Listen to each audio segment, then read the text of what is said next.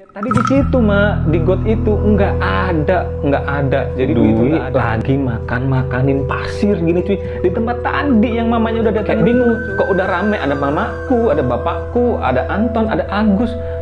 Aduh, ini di mana gitu. Sebelum kita lanjut videonya, jangan lupa diklik tombol subscribe-nya dulu teman-teman ya. Aku bantu hitung nih. 1, 2, 3. Iya, oke, terima kasih. Mudah-mudahan kalian makin sukses dan tambah kaya. Assalamualaikum warahmatullahi wabarakatuh teman-teman. Apa kabarnya? Mudah-mudahan seperti biasa kita selalu diberikan kesehatan ya teman-teman, dan masih bisa mendengarkan atau menyimak cerita-cerita horor dari channelku ini ya teman-teman ya. Nah, ini karena berhubung malam Jumat seperti biasa, maksa makan santai itu selalu ngebawain cerita-cerita horor dari teman-teman semua yang udah ngemail atau nge-DM atau nge-WA langsung ke aku ya teman-teman ya. Nah, hari ini khusus spesial malam Jumat ini aku mau ngebawain cerita dari salah satu temanku juga. Ini kisah nyata ya teman-teman ya, terjadi di salah satu kampung di Lampung. Ini sekitar tahun 1998 ya teman-teman. Ini 1998 nih, setting latar belakangnya tahun itu ya teman-teman ya. Nah, untuk menemani maksa horor kita kali ini agak belibet gitu ngomongnya, karena aku sebenarnya deg-degan ceritainnya. Aku udah punya ini teman-teman nih, udah punya sagu keju. Nah, aku udah punya sagu keju. Ini aku baru pertama juga makan beginian ya teman-teman ya. Nah, aku nggak tahu ini isinya apa sih ya teman-teman ya. Oh, ini kayak kue-kue lebaran gitulah teman-teman ya. Ini teman-teman nih. Oh, ternyata setelah dibuka itu isinya begini teman-teman. Tuh. Sebelum kita maksa makan santai, mari kita berdoa sesuai dengan agama dan kepercayaan kita masing-masing. Dan ini aku berdoa secara agama Islam ya teman-teman ya. Berdoa dimulai. Amin.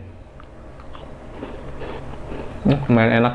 Jadi ini ceritanya kisah nyata dari temanku juga ya teman-teman. Ini terjadi sekitar tahun 1998. Jadi begini ceritanya teman-teman. Awalnya, jadi di kampung itu ya ada kayak kalau anak-anak kecil itu kan biasanya berteman itu kayak misalnya dia udah berteman sama ini ya, dia berteman sama ini. Jadi ada kayak geng itu isinya ada 4 orang ya. 4 orang itu termasuk salah satunya namanya si Dwi. Jadi ada Tono, ada Anton, ada Dwi, ada Agus. Nah, jadi mereka itu berempat itu sama-sama punya hobi yang suka apa ya, suka main yang kalau kita bilang tuh agak-agak brutal mainnya itu zaman-zaman dulu. Agak suka yang aneh-aneh gitu. Kayak misalnya maling jambu. Sebenarnya nggak aneh juga sih ya kalau maling jambu, itu memang udah kebiasaan anak-anak ya. Ya pokoknya hal-hal yang suka dilarang gitu, itu mereka suka lakuin, kayak mandi di kali, terjun dari jembatan. Itu kan sebenarnya bahaya kalau diinget ya teman-teman. Nah, itu mereka itu sering ngelakuin itu teman-teman, dan pada akhirnya mereka itu kena marah sama orang tuanya. Nah, pada suatu ketika karena keisengan dan kebandelannya mereka, itulah yang membawa mereka ke bencana ini teman-teman. Tuh, makan dulu teman-teman ya. Itu awalnya kejadian sekitar jam 2 siang. Jam 2 siang itu si Agus dan kedua temennya nyamperin ke rumahnya si Dwi.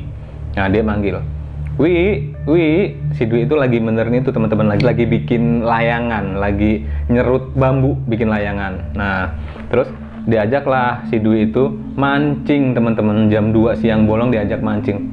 Wi, mancing yuk katanya. Ngopo? Jam segini kok mancing, nanti sore dikit. Lo nggak ngeliat nih, gue lagi ini nih, lagi mau bikin layangan gitu. Oh, ya udah kalau gitu kita bikin layangan dulu yuk. Nah, bikinlah mereka itu berempat bikin layangan di rumahnya Dwi gitu kan. Pas mereka lagi bikin layangan, memang mamanya si Dwi itu udah ngeliat mereka itu berempat. Oh, aman, anak ini tumben nggak main yang aneh-aneh gitu. Jadi mereka itu mainnya aman lah di belakang rumah, lagi bikin layangan, lagi nyurut-nyurut bambu gitu teman-teman ya. Nggak khawatir lah mamanya si Dwi itu ya. Udah masuklah mamanya Dwi, dipanggil lah Dwi sama mamanya. Wi gitu. Iya mak, masuklah Dwi ke dalam. Itu kasih dulu teman kamu itu Wi makanan tuh, mama punya makanan dari pasar, coba kau kasih mereka, siapa tahu mereka suka. Masuklah Dwi ke dalam mengambil makanan dari mamanya itu yang dari pasar itu ya, dikasih. Nih dari makku nih. Nah, tapi anehnya entah gimana itu ya, mereka itu satu persatu nyium makanan yang dikasih mamanya si Dwi itu, dicium gini, dicium satu persatu, dicium. Dilihat dong sama mamanya si Dwi, langsung dong mamanya si Dwi otomatis langsung, kalian ya dikasih makanan itu pantang buat dicium-cium gitu. Itu mama beli capek-capek di pasar. Nah, itu makanan halal, itu masih baru, belum basi. Enggak mak, tapi ini basi loh mak, gitu. Mama itu beli apem udah basi katanya. Masa sih? Ini mama beli barusan loh ini katanya. Coba sini. Iya ya, kok basi ya? Ini baru ini kata penjualnya ini, nggak mungkin kalau basi gitu. Tapi ini bau basi loh mak, karena tadi pas duit keluarin itu baunya udah nyek gitu banget, nyenget banget, bau basi banget gitu mak, gitu. Ya udah sini, buang aja. Nih mama punya makanan lain nih, coba nih kalian, siapa tahu nggak basi. Terus dikeluarin lagi itu kerupuk ya teman-teman ya, kerupuk biasa, kerupuk yang putih itu teman-teman, dikasih nih, digigit lah sama si Agus gini, krek krek. Mak, ini kok lempem. Mak tuh ngasih kerupuk kok lempem gitu, yang bener dulu sih mak kalau ngasih makanan itu mak. Tadi apem mak basi, ini kerupuk lempem. Yang bener dulu sih mak. Mak kalau nggak lihat ngasih makanan nggak usah dikasih lah mak itu. Ngelunjak kali kok ini bocah ini ya, ada. Kalau si maknya bilang gitu. Udah mama baik-baik udah ngasih kayak gini, kok bilang nggak niat bener. Coba sini. Dicobanya lagi sama si mamaknya itu teman-teman, dicoba gini ya. Lah kok iya, kok amem gitu, kok melempem. Loh. Feeling mamanya si Dwi itu udah mulai nggak enak. Terus, kalian mau main apa nih abis ini? Jangan aneh-aneh lagi ya. Enggak mak, kami mau mancing gitu. Oh ya udah, mancing lah di belakang situ. Di kolam mama tuh, kolam bapaknya si Dwi itu. Ada ikannya banyak, mancing gitu aja, nggak usah jauh-jauh gitu. Jadi, emaknya si Dwi udah bilang kayak gitu. Nah, tapi abis mereka selesai bikin itu ya, udah agak sore tuh, udah jam 4. Bisik-bisik dong si Anton itu, kita jadi mancing nggak ini? Ayo, jadi dong. Kita kan udah siapin umpannya gitu. Di sana itu kemarin di sawahnya Mbak Dula itu ya, itu lagi baru dibuka kolamnya. Kayaknya ikannya pada lari deh ke got. Kita ke sana yuk gitu. Yaudah, yuk. Nah, jadi mereka tuh tanpa ngeberesin golok dan pisau segala macam dan bambu-bambu itu masih bertaburan di situ, langsung ditinggalnya pergi. Keluarlah mamanya si Dwi, dicek. Oh ini dasar bocah-bocah bengal inilah ya, nggak diberesinya pun ini barang-barangnya. Ditengoknya sama mamanya Dwi di kolam. Nggak ada. Sudahlah, nanti juga maghrib pulang gitu. Jadi mamanya Dwi itu udah kebiasaan kalau maghrib pasti pulang gitu. Nah, mancinglah mereka ke sawahnya Mbah Dullah itu yang agak jauh sekitar 1 kilo dari rumah dan itu agak masuk ke hutan gitu ya. Pertama dia melewati, aduh aku merinding gini ceritanya teman-teman ya. Pertama mereka itu ngelewatin perkebunan sawit, terus dia keluar ketemu rawa-rawa gitu, terus masuk dia ke sawahnya Mbah itu. Di situ ada satu pondoknya Mbah itu yang punya kebun itu, cuman ditempatinya itu kalau pas lagi siang aja karena buat nungguin sawahnya, tapi kalau udah sore ya pulang gitu. Nah jadi mereka itu berempat di situlah gitu, mancing di situ. Nggak ada yang tahu kalau dia itu mancing di situ. Udah sekitar jam 5, si Agus bilang sama teman-temannya, Ton, yuk balik yuk, udah mau maghrib ini udah jam 5. Nanti ini ikannya masih banyak banget. Bingung dong dia. Banyak. Perasaan dari tadi kita di sini kagak ada apa-apa gitu. Nggak dapat juga, kok dia bilang banyak gitu ya. Itu kata si Dwi gitu. Terus Agus juga bilang, iya ya.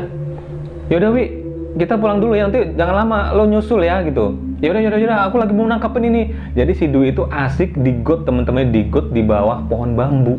Di bawah pohon bambu itu ada kayak aliran air gitu, airnya bening banget. Nah situ si Dwi asik kecebuk di situ. Nah terus pulanglah mereka bertiga ke rumahnya. Nah jadi pulang itu mereka nggak ke rumahnya si Dwi, dia langsung pulang ke rumah masing-masing. Nah si Dwi itu lagi asik main, terus datanglah Simbah Dullah itu. Mbah Dullah itu kan udah tua bener ya teman-teman ya, hanya negor, Wi ngapain di situ? Mbah, ini aku nyari ikan banyak banget nih Mbah. Oh ya wes, ya udah terusin di situ, emang banyak ikannya, nggak apa-apa. Itu buat kamu semua, ambil semua. Sambil Mbah itu senyum gini. Gitu nengok ke Dwi pun nggak ada rasa takut karena dia kenal sama Mbah itu, senyum. Tapi yang anehnya, dan Dwi itu nggak sadarin Mbah itu pakai baju putih semua, cuy, pakai baju putih semua, dan mukanya memang muka Mbah itu tapi pucet, cuy, pucet, cerita si Dwi gitu ya teman-teman. Tapi si Dwi itu nggak peduli karena dia udah keasikan melihat ikan-ikan itu banyak kali teman-teman ya. Nah terus udah maghrib lah itu azan, Allahu Akbar.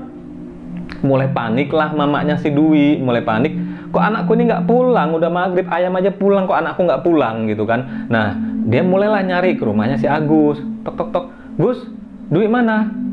Pulang ke rumah nggak sama kamu bareng tadi? Loh. Tadi pas nggak lama aku pulang, dia jalan juga, Mak. Gitu, jalan juga di belakangku. Dia pulang, tapi aku nggak ngeliat ke belakang lagi. Aku langsung pulang ke rumah. Coba tanya si Anton, Mak, gitu. Nanyalah dia ke rumah Anton. Enggak juga. Nanya ke teman satunya lagi, enggak ngeliat juga. Terus ditanyalah, disidanglah mereka. Kau tadi mancing di mana? Bilang sama Mama, ngaku. Kau mancing di mana? Di sana, Mak. Di kolamnya Mbak Dula, Mak. Astagfirullah, emaknya langsung panik dong, karena dia tahu di situ adalah tempat yang terkenal angker, teman-teman. Di situ ada pohon bambu yang terkenal dengan, ya itu tadilah sarangnya Wewe Gombel gitu. Nah, jadi aduh, aku merinding kali aku ceritanya ini, teman-teman. Dia nyarilah ke situ, si emaknya itu manggil-manggil sama bapaknya, sama emaknya si Agus gitu. Dipanggil, Dwi. Nggak ada, cuy. Dilihat tadi di situ, Mak, di got itu nggak ada. Jadi Dwi itu nggak ada gitu. Nah, terus baliklah dia, manggil tetangga, manggil orang-orang kampung, terus cerita dia. Waduh, Mak, kalau kayak gitu sih kemungkinan Dwi ini diselong gitu. Diselong itu kayak diculik sama makhluk halus gitu, sama Wewe Gombel gitu lah ya, teman-teman ya. Nah, jadi gini, Mak, kalau orang keselong gitu biasanya kita manggilnya pakai mukul-mukulin itu, pakai mukul-mukulin kayak tampah gitu, alat-alat dapur lah gitu, teman-teman, kayak baskom. Nah, jadi mulailah warga kampung itu beramai-ramai sama Pak RT masuk ke perkebunan sawit, terus ke sawah-sawahnya si Mbah itu tadi itu, mukul-mukulin itu sambil baca-bacaan ayat-ayat gitu lah, la ilaha illallah, sambil baca sholawatan. Nah, akhirnya di situ dia ngelihat si Dwi dong, lihat si Dwi lagi makanin pasir gitu sih, di tempat tadi yang mamanya udah datangin itu, cuy. Di tempat tadi lagi makanin pasir gitu. Nah, kau ngapa pula? Kau kayak orang kelaparan pula, itu pasir kau makan gitu. Langsung Dwi langsung gitu. Bingung gitu, dia nggak bisa ngomong apa-apa, cuy. Dia nggak bisa ngomong apa-apa, dia langsung terkejut, langsung kayak bingung. Kok udah rame, ada mamaku, ada bapakku, ada Anton, ada Agus. Aduh, ini di mana gitu kan? Bingung dia kan. Nah, langsung dibawanya pulanglah dia di situ. Terus ditanya-tanya sama mamanya, Wi, kok itu tadi kemana? Mama udah dateng ke bawah pohon bambu itu, kau nggak ada gitu. Aku ya di situ, Mak. Dari tadi aku di situ. Aku udah kasih makan sama tante itu, sama ibu itu. Ibu mana? Ada ibu pakai baju putih, rambutnya panjang, mukanya cantik, Mak, tapi pucet. Dia ngasih makan aku mie loh, Mak. Aku udah kasih makan mie. Makanya tadi aku lagi makan. Aku tuh lagi makan mie. Aku kaget kenapa Mama tiba-tiba dateng gitu. Terus kemana tante itu? Nggak ada. Aku juga bingung. Terus tadi kamu ketemu siapa lagi?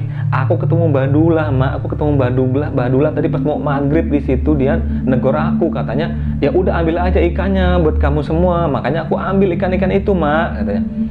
Wi, Mbak Dula itu maghrib udah ke masjid. Dia itu nggak ke sawah, hari ini dia nggak ke sawahnya, Wi. Dia nggak datang ke kebunnya itu, ke sawahnya itu. Itu yang kau lihat tadi itu hantu, Wi.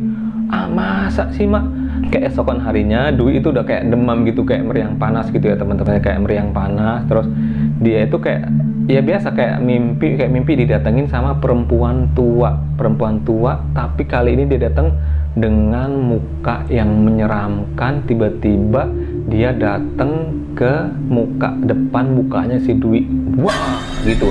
Si Dwi langsung badannya masih panas tuh Dwi, karena dia kondisinya masih sakit gitu habis dari kejadian itu. Akhirnya dia teriak gitu, mak tolong.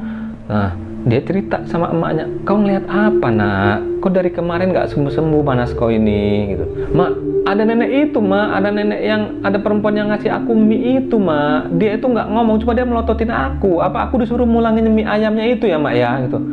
Udah, tenang aja. Akhirnya si Dwi dibawa ke Ustadz, kayak diruqyah gitu, dibersihin. Nah, dari kejadian dia di Ustadz itu, dia alhamdulillah sampai sekarang dia nggak pernah ngalamin gangguan-gangguan lagi, dan udah dinetralisir gitulah, teman-temannya dibersihin gitu ya. Jadi di sini pesan moralnya adalah ya teman-teman, kalau kalian ke satu tempat itu baru, mendingan kalian kalau misal udah mau maghrib itu ya janganlah, atau berdoa dulu lah, minimal berdoa gitu, mudah-mudahan nggak terjadi apa-apa. Nah, teman-teman, aku mau bilang makasih banyak buat kalian semua yang udah selalu nonton video aku. Jangan lupa untuk tetap like, comment, and subscribe di channel Sigit, karena aku bakalan upload setiap hari. Kalau nggak jam 5 ya jam 7, yang molor jam berapa, karena kadang-kadang sinyalku tuh nggak bagus, kadang-kadang pas lagi upload kuotaku habis gitu ya, teman-teman ya. Aku mau bilang makasih banyak, pokoknya jangan lupa diaktifkan notifikasinya biar nanti kalau aku upload video-video terbaru kalian dapat pemberitahuannya. Sampai ketemu di video selanjutnya. Wassalamualaikum.